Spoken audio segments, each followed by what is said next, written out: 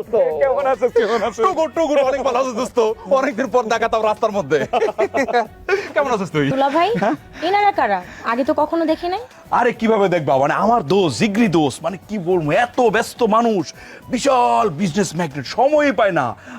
এই দোস্ত, পরিচয় হয়, আমার শালিকা মানে টুনি। হাই। আমি টুটুন। আমার জিগার কা দোস্ত, আমার বন্ধুর মুখ থেকে আপনার সম্বন্ধে যা কিছু শুনেছি তার থেকে অনেক বেশি সুন্দর আপনি। Thank you. আপনিও কিন্তু অনেক সুন্দর করে কথা বলেন। আচ্ছা শুনেন না, একদিন আসেন দুলা ভাইয়ের সঙ্গে আমাদের বাসায়, অনেক গল্প হবে। না মানে আমি অনেক বিজি থাকি তো, কোথাও যাওয়ার সময় হয় না। তবে আপনি যদি মন থেকে বলেন আমি নিশ্চয়ই যাব। মন থেকেই বলেছি, একদিন যেন আমাদের বাসায়। এই টুনি, আমার প্রিয় শালিকা, তুমি বাসায় যাও, আমি একটু আমার দোস্তের সাথে কথা বলে আসতেছি। হ্যাঁ, ঠিক আছে দুলা ভাই। এই শোনো, ওই ব্যাগটা নিয়ে যাও। ও আচ্ছা, ঠিক আছে আমি নিয়ে আসতেছি, যাও। আর একটু থাকতো, সমস্যা নেই। ড্রেস দেখছো? হ্যাঁ, পছন্দ হয়েছে? মানে খুবই সুন্দর।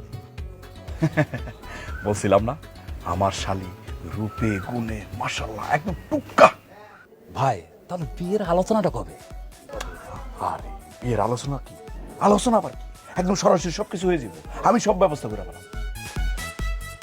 তবে একটা কথা মনে রাখবা, আমি যখন তোমার শ্বশুর বাড়িতে নিয়ে যাব, আমার শ্বশুর শাশুড়ি যা বলবো, যা জিজ্ঞেস করবো, তুমি খালি হ হ হ হ করবে। ঠিক আছে, সমস্যা কি? আরেকটা কথা, বিয়ের পরে কি হইব না হইব সবকিছু আমি বুঝবো, তুমি খালি চালাই যাইবা। হ্যাঁ ভাই দেরি না করে আগামী শুক্রবার আয়োজনটা করে ফেলান, আমার তো মন মানতেছে না। আরে বাবা রে বাবা, কি অস্থির। আচ্ছা ঠিক আছে, সেটাই হইব, তুমি চিন্তা করো না, আমি তাহলে এখন যাই। হ্যাঁ ঠিক আছে ভাই। ঠিক আছে, ওকে, লাভ ইউ। বন্ধু, রাজত্ব রাজকন্যা সবকিছু পাইলি, আমার কি হইব? আর বেটা আগে শুই হয়ে ঢুকতে দে, ফাল হয়ে বাড়াতে দে। শোন, ঢোকার পরে ওর খালাতো মামাতো বোন যেই বোন হোক একটা বাইর করে তোর হাতে তুলে দেবো, কথা দিলাম, ও আদা। সত্যি তো? আরে বিশ্বাস করিস না, দিই এতদিন আমার সাথে চলিস, বেটা চল আই।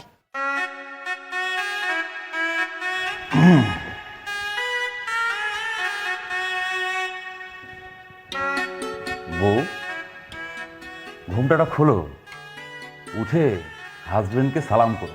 জানোই তো পুরুষ মানুষ বিয়ের রাতে বিড়াল মারে। বলছে আমাকেই খুলতে হবে। মাশাআল্লাহ, আমার বউ যে এত সুন্দর হবে কোনোদিন কল্পনাই করতে পারেনি।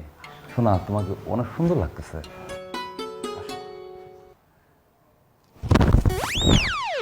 তুমি বাসর রাতে ধাক্কা মারলা কেন?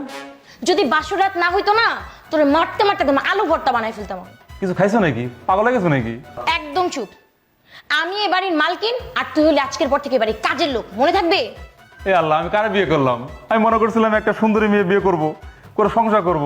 এ কি শোনা, কোনো ব্যাপারে যদি রাগ করে থাকবো আমার মাফ কর। ও বাবা রে,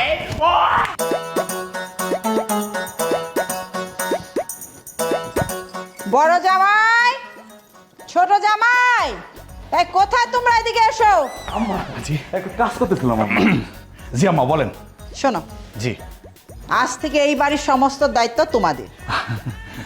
কাজ কর্ম যাবতীয় যা কিছু আছে সব তোমরা দুইজনে সমানে ভাগ করে করবে। জি আম্মা। এই তোমার চাবি আর এই তোমার চাবি, কোনো কিছুতে যেন গাফিলতি না হয়, ঠিক আছে? আমি আসি। জি আম্মা। কি কইছিলাম না? ওয়াল্লাহ, এই কিসের দাগ তুলা? এ ভাই কিছু দাগ না এটা। এই সত্যি করে কও, আমি কিন্তু বুঝি তোমার কাছে জীবনটা কিন্তু আমি পার করে আইছি। তোমার কাছে লুকানোর কিছু না, এটা রোমান্সের দাগ, নতুন বউ তো। ওরে আল্লাহ, ও না মানে মাই দিছে। মার না, মানে একটু নতুন বউ আবেগী হয়ে একটু বেশি আদর করে ফেলাইছে।